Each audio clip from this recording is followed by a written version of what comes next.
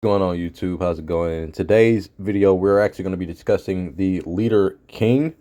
I'm most excited to play this leader in the OP08 meta. I haven't seen very many decks covering him, but the combination of purple and black has always been something that I've thought was very, very cool. A very effective card combination of colors. They just need to release a leader that properly melds the two together, and I think that King is that leader. I know that we have Z. He's our only other purple and black leader. I think that the color combination has been criminally underrepresented and underexplored, because again, purple and black together are just they're equally as good as purple and blue, in my opinion. It's just that it doesn't have the bottom decking effect, which is what makes blue just a little bit more better. But purple still in itself has a lot of cards that help you remove cards from board. Purple is usually very controlling, so it can take the aspects of the color that has the most KO and the color that has a pretty good control. Melding those two together just seemed like it was just a very good idea to me. I know that a lot of the card pool hasn't been announced. A lot of the cards for the deck haven't been announced. A lot of things still need to be explored. But me personally, I think that this is going to be one of the top meta decks coming out. I think that they're going to have to ban Law, because I've watched footage from the OP08 meta, and these new leaders cannot shine simply because of Laws. The same effect, the same effect that Sakazuki was having on the meta, is that new leaders couldn't shine because Sakazuki was just so oppressive, and Law is just the next oppressive deck, because again, bottom decking is just so extremely effective in this game. It is the most effective tool for getting rid of cards. It's the only way that you can guarantee removing a monster, aside from the art of trashing. But we currently only have one card in the entire game that I can think of that actually trashes characters, and we're coming out with another. I think Lucy from next, not Lucy, but the Luffy from next set. I think that also trashes, cost 2 or less. But right now all we have is Brook. But that's that's my whole spiel on those colors. But like I said, going back to this leader, if you get enough ramp into this leader, another card that I'm personally myself excited about is the is the release of the OP08 Kaido Linlin. That card I think is going to be really busted. I think in this deck, if you can manage to ramp fast enough to 10, throw him out there, and then start creating your gameplay from there. Because in my personal opinion, this deck runs a little like Black Yellow Luffy, or should run a little like Black Yellow Luffy, in the sense that you're not really trying to protect your life as much. Like, yes, you want to keep your life count up, yes, you want to have life, but you're not as worried about that. Seeing is because King is going to, the Kaido Linlan is going to give you a life every time you play, and it's going to take one from your opponent. So once you have that established, all you need then is just to keep playing blockers, the most ideal blocker being Sabo, and right after that being Queen. But again, if you can just establish the Sabo, or get the Sabo into rotation after you summon the Lin Lin and Kaido, then again, you're just in a winning position at that point. I know that getting that set up is pretty difficult. Unfortunately, I don't have all the cards available here on the sim, so I can't show you what I've been thinking about cooking up. But I've seen a lot of people in the East have been going ahead and getting into creating decks. I know I've seen one really popular version of the deck where it did include the Sabos, included Mancherries, and it just created this card combination of always cycling out the Sabo to always have the blocker. I believe that Vivi did a deep dive on that not too long ago. But again, he's the leader that I'm most excited about. Playing a bunch of ramp, playing a bunch of blockers, having the ability to have access to Sabo and Queen in the same deck in and of itself is enough to warrant running the deck. And also keep in mind that you have access to Reiju, because again, you have leader ability, which can at any point in time minus you 2 Dawn, and that could be the 2 Dawn that you need to play a Reiju just to draw the 2, and then you can always get those Dawn back with cards like Onishima or Miss Off Sunday. I know Miss Off Sunday becomes really popular next set. She's a really good card next set, just bar none. Especially with Rayleigh coming out and being so powerful that it just makes sense to run. Yeah, you just got all these different cards you can have access to. I know they have access to stage.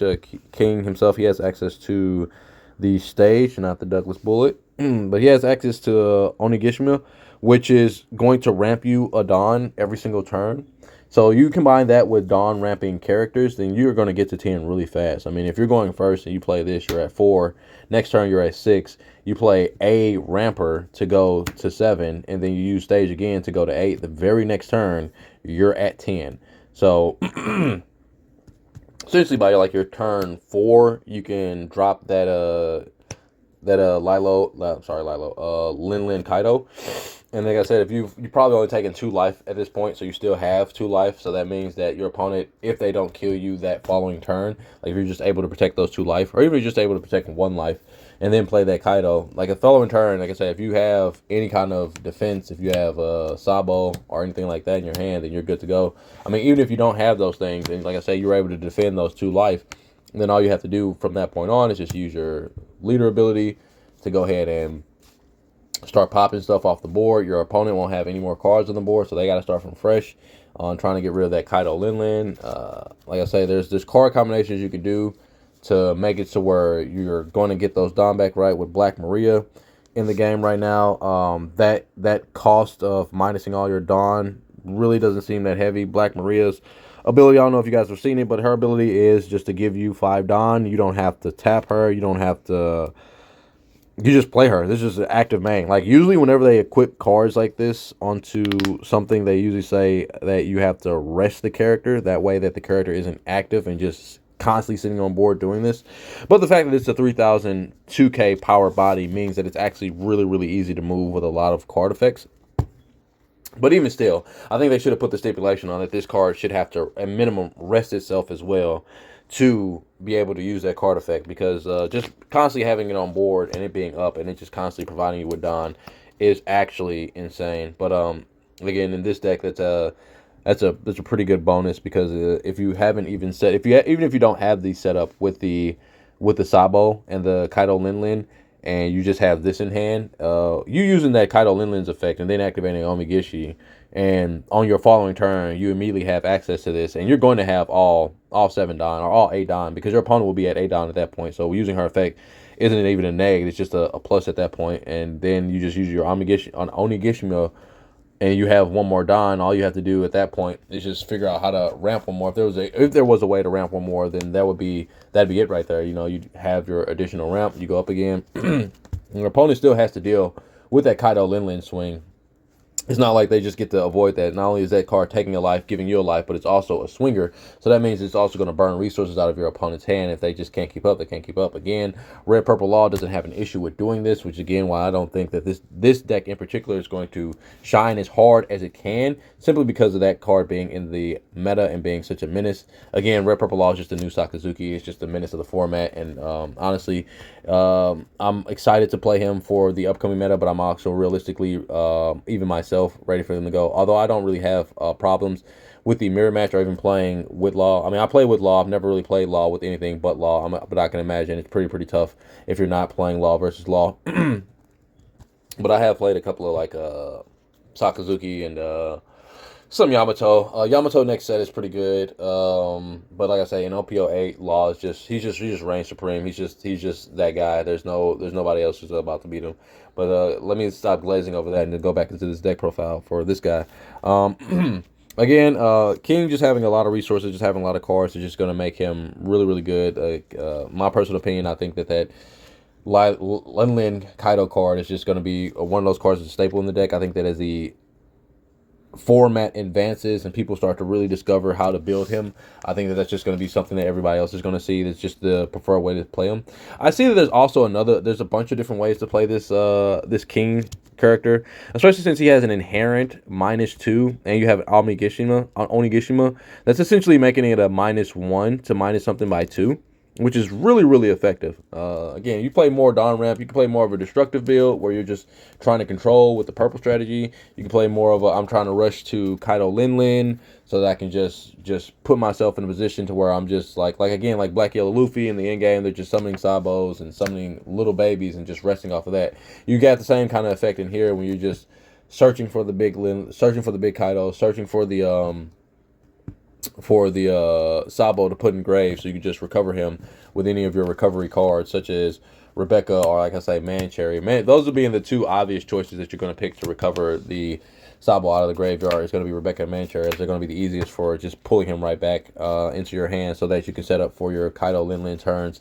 Again, having access to Black Maria means you got 2K counters. It's just going to be a very good deck, in my opinion. I think that it's just, once everybody figures out how to play it, it's just going to be a very big meta contender. It doesn't have the effect of bottom decking anything, so I don't think that in those regards it's going to be too terrible a leader. I think that just leaders that have the ability to bottom deck are just way too strong for any format. If they can just inherently do that, whether it be with card or with leader ability, the innate ability to bottom deck stuff it's a, I don't want to say it's a cancer to the game, but it is a bit of a, seeing as there's nothing that can deal with bottom decking, it is a bit of a hiccup to the game in general, because it just helps, it hurts the health of the game. One of the reasons that Red Purple Law was able to dominate so well in the first half of the game was because there wasn't any board removal. Well, there was very, very little board removal. And that's one of the reasons why I was so able to just do so well. So everybody was just like, oh, the deck was ahead of its time. I don't think that in retrospect, the law was ahead of its time. I think just because of the fact that, it just didn't have, well, yeah, okay, no, okay. Let me recant that statement. It was ahead of its time. Let me stop playing. But yeah, that's the video for the most part, you guys. I'm just super excited to be playing this leader next set. Once the sim completely updates, I'll be going over an actual deck list, the things that I think you guys should be running in the deck, the direction you should be taking for the deck, the best way to play it, and all that kind of good jazz. But until then, I will see you guys in the next one. Peace.